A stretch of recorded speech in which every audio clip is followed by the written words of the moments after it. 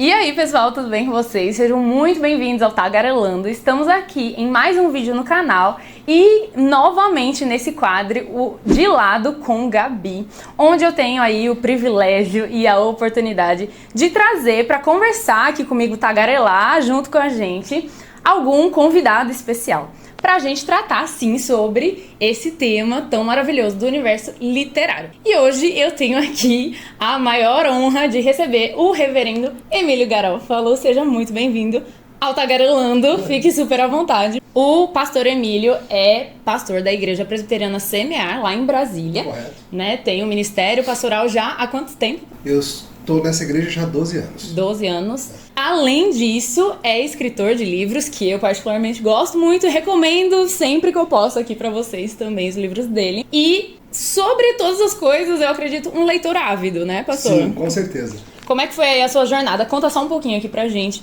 essa sua jornada com os livros, com a literatura. Eu acho que todo mundo que escreve bastante chegou nesse caminho por desejo de contar suas próprias histórias, depois de ter passado muito tempo da vida lendo e consumindo histórias e se aventurando em mundos fictícios. E começou a imaginar, fosse criança, adolescente, mais velho, pensou, puxa vida, eu queria tanto contar as minhas histórias também. E o meu caminho não foi diferente. Demorei, de certa forma, para começar a publicar histórias, foi já mais perto dos 40 anos que eu lancei a minha primeira na internet. Acho que muito tempo de seminário e preparação, escrevendo só trabalhos acadêmicos, esse tipo de coisa. Mas quando chegou um ponto de começar a escrever histórias, publicar ali na internet, na minha paginazinha do Medium e tudo mais, aí fui criando coragem, incentivado e ajudado por muita gente importante, consegui chegar longe com isso e não parar de escrever mais. Que legal. Eu acho que é um negócio que eu não vou parar nunca mais. Que bacana, histórias. pastor. Muito legal saber um pouquinho sobre essa sua jornada, não só enquanto leitor, mas enquanto escritor também. Eu tenho certeza que os seus livros têm sido usados pelo Senhor para abençoar a vida de muitas pessoas, como tem abençoado a minha vida, né? Então eu posso falar. Eu fico feliz com isso. E aí, pastor, pensando aí, né, que além de pastor, o senhor é, antes de qualquer coisa, cristão, né, e leitor e escritor, eu tenho certeza que o senhor já tem aí muita propriedade para conversar com a gente aqui no canal sobre qual deve ser a relação do crente com a literatura ficcional. Porque assim, eu penso, né, que nós, enquanto cristãos, a gente, de uma certa forma, já compreendeu, ou pelo menos deveria ter compreendido, que a gente tem que ler, a gente deve ler, sabe? Sim. A gente tem a nossa regra de fé e prática, que é um livro, que é a Bíblia. Mas indo para um pouquinho além disso, né? Eu sei que o mínimo, acho que o cristão deve fazer é ler a Bíblia, é o mínimo. Com certeza. Mas em relação aos livros de ficção, principalmente aqueles escritos por autores não cristãos, como é que a gente deve se relacionar com esse tipo de livro? E assim, qual a relevância que a ficção tem para a nossa vida enquanto cristãos? Beleza, vamos versão curta da resposta. Né? Tem a versão que leva umas 5 horas. A gente não teve tempo. Infelizmente. Vamos para a versão curta. A versão curta é que ficção é parte de como Deus nos fez para pensar. Quando Deus nos criou, Ele não fez a gente seres apenas que observam a realidade, mas nós observamos as coisas que poderiam ser. Isso se chama imaginação. Então, por exemplo, todo o desenvolvimento de tecnologia é isso, a gente olhando o mundo e falando, e se a gente criasse uma ferramenta em que eu combino um pedaço de pedra com um de madeira e faço um martelo? Isso é imaginação. Isso é botar coisas que não existem na existência. E é isso que está por detrás das histórias fictícias também. É o simples desejo de imaginar realidades que não existem. Ah, e se o homem estivesse vivendo em Marte, como que seria? E se existissem dragões e outros seres míticos? E se a gente vivesse numa cidade embaixo do mar? Como que seria a vida nesse mundo todo? Então esse impulso por falar de coisas que não existem, ele é dado pelo próprio Deus, que nos fez seres imaginativos. Vale notar que o nosso Senhor Jesus Cristo se valeu de histórias fictícias nos seus ensinamentos. As suas parábolas, né, as suas famosas parábolas, são histórias fictícias. Às vezes as pessoas falam assim, quando eu chegar no céu eu quero conhecer o filho pródigo. Não existe. Você não vai conhecer o filho pródigo. Ele é uma personagem de ficção que Jesus spoiler, inventou. Viu, aqui pra vocês. Não Jesus existe. inventou essa história para explicar quem é a pessoa perdida e tudo mais. Assim como o bom samaritano serve para contar a história de quem é o nosso próximo e coisas assim. Então, nosso Senhor Jesus nos mostra que há um grande valor didático para o desenvolvimento do nosso coração, do nosso entendimento, de pensarmos em histórias fictícias. E a gente pode levar isso muito adiante pensando em como que nós podemos usufruir de criações feitas por várias pessoas. E aí que entra um ponto interessante. Não somente aquelas feitas por cristãos, Nós cristãos sabemos que nós podemos desfrutar de coisas criadas pela imaginação e capacidade humana em várias outras áreas. Hoje, por exemplo, eu vim de Brasília ao Recife num avião, num Airbus A320, lindíssimo, e eu não sei se o projetista dele é cristão, mas tudo bem, porque eu sei que homens descrentes, mulheres descrentes são capazes de projetar aviões que funcionam muito bem. Isso é graça comum de Deus, que dotou os seres humanos da capacidade de inventar, de produzir, de observar o mundo e criar coisas belas e maravilhosas. E não é diferente com a ficção. Embora, obviamente, eu não vou ter ali os parâmetros cristãos do certo e do errado, mas todo ser humano ainda é a imagem de Deus, ainda que quebrado pela queda, ainda que manchado pelo pecado, e ele vive no mundo de Deus. Então qualquer escritor, embora sempre uma mistura de erro e acerto, mas ele é capaz de produzir coisas que são verdadeiras. E os escritores descrentes, eles conhecem algo da experiência humana. Você não precisa ser um crente para você entender o que é a dor de um coração partido, o que é a alegria de uma noite depois de dormir depois de um dia bem trabalhado, um dia de esforço. São várias das alegrias que pertencem à humanidade, não apenas ao cristianismo.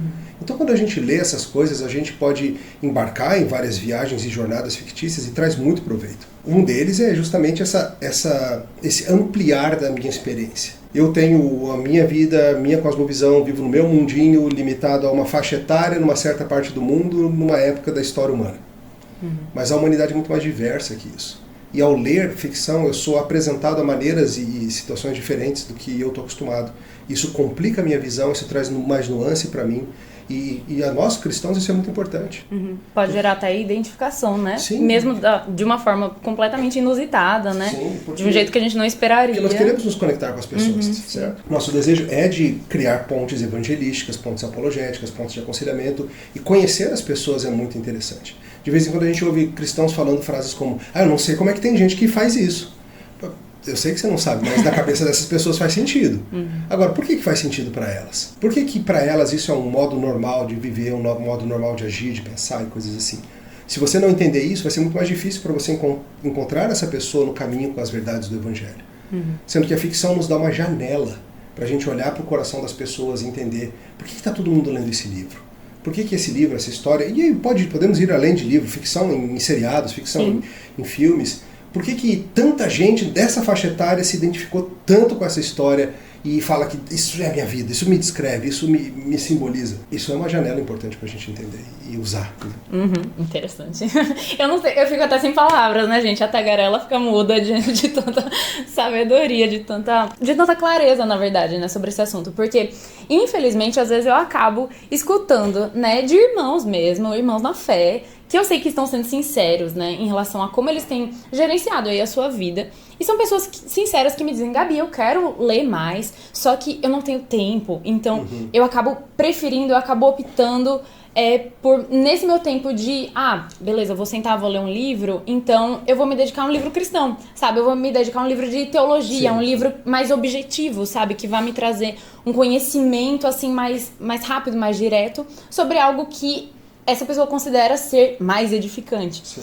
Só que eu não consigo deixar de questionar: poxa vida, mas a gente consegue aprender tanto, né, com a ficção também, então por que não? Né? E talvez a resposta seja: essa pessoa só lê as cartas paulinas? Ou ela também lê as partes históricas da Bíblia? Pois é. Aquelas histórias dos reis e de juízes e de tudo mais. Aquelas não são histórias fictícias, tudo bem, mas são histórias. Então nós aprendemos das histórias também, não só das partes que são mais parecidas com o que nós chamamos de um livro de teologia, né? As cartas de Paulo, as cartas de João ou de Tiago.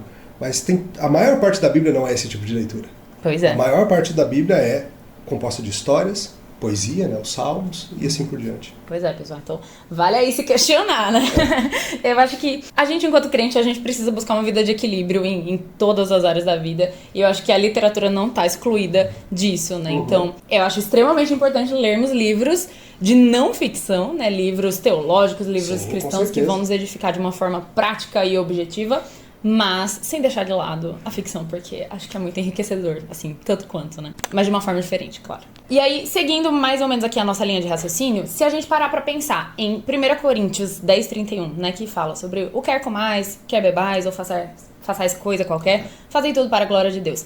é possível exaltar a Deus enquanto, né, nós estivermos lendo um livro de ficção escrito por um autor não cristão? Acho que a gente já meio que falou um pouquinho sobre isso, Sim. Mas só para pontuar. Eu acho que sim. Você tem que pensar um pouco mais amplamente no princípio e a gente pode reduzi-lo à questão da leitura em si.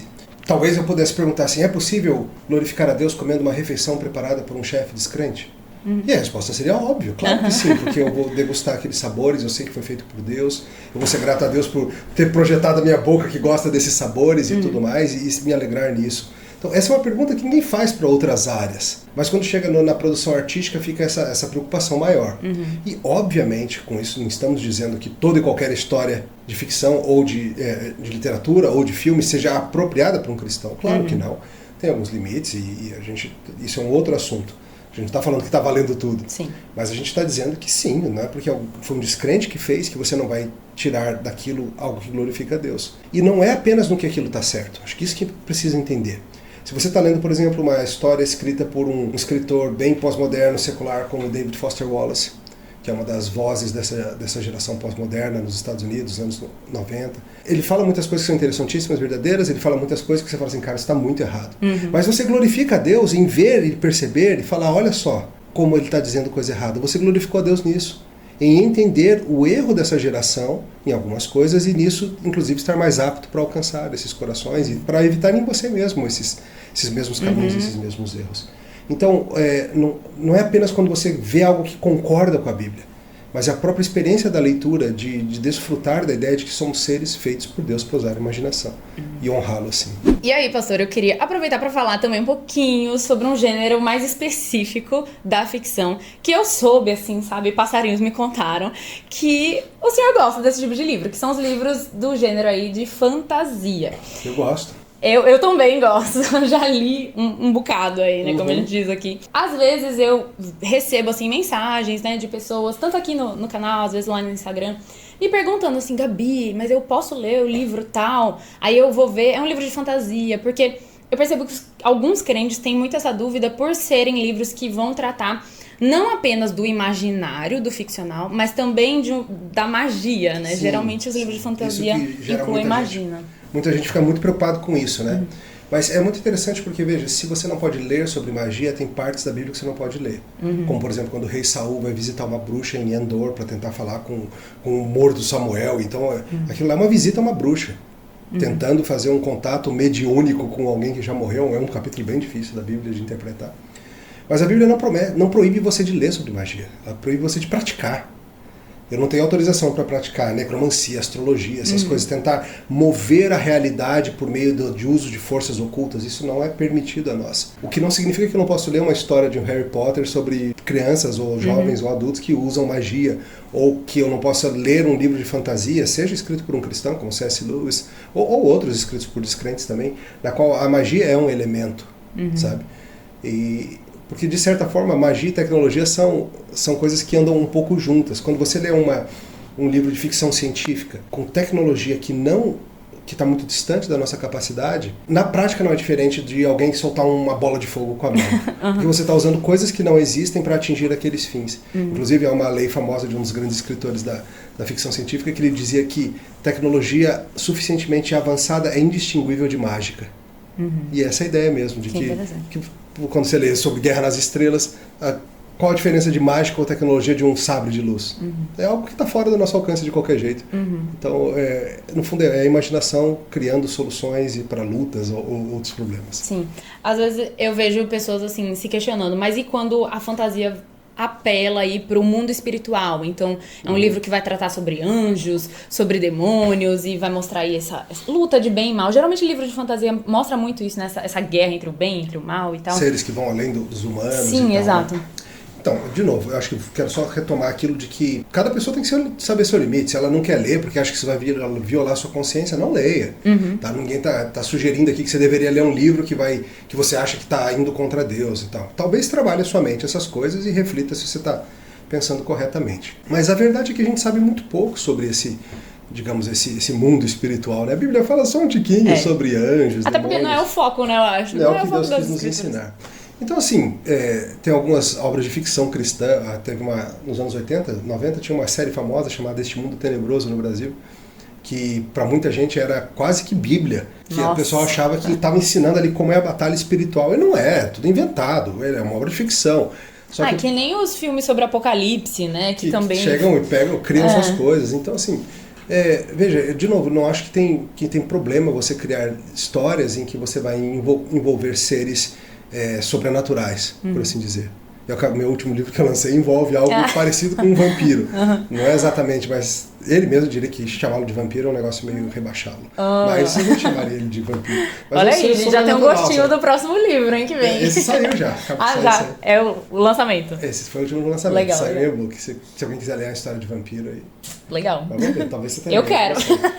Então, pastor, só pra gente finalizar aqui esse nosso bate-papo, eu queria, assim, que você dissesse aqui agora para os nossos telespectadores, eu tô pensando aqui no meu público, que eu sei que a maior parte aí é composta por jovens, né, aí numa faixa etária de 15 até uns 35 anos, ou quem se sente jovem também e gosta de estar aqui, mas se o senhor pudesse dar um conselho para os jovens cristãos, né, de hoje, em relação a isso, né, a esse tema da literatura ficcional, qual seria esse conselho? Olha, o óbvio é que leia, mas que você não trate isso dessa maneira assim que, isso é meio inútil para a vida. C.S. Lewis falava muito sobre essa noção que muitos têm de que os contos de fadas são para crianças, mas isso não é, ele explica que isso não é verdade. Se as histórias são úteis só para as crianças, elas não são boas. As histórias para as crianças têm que ser úteis para os adultos também, porque elas são a respeito da gente colorir a nossa visão.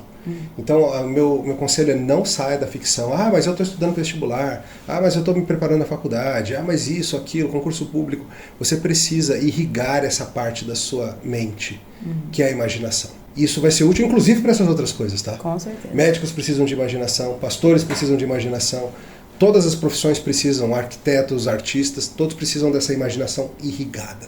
Então, mergulha na ficção e vamos embora. Pastor, foi um prazer te ter aqui no Tagarelando. Tagarelando. Se possível, te ter aqui mais vezes.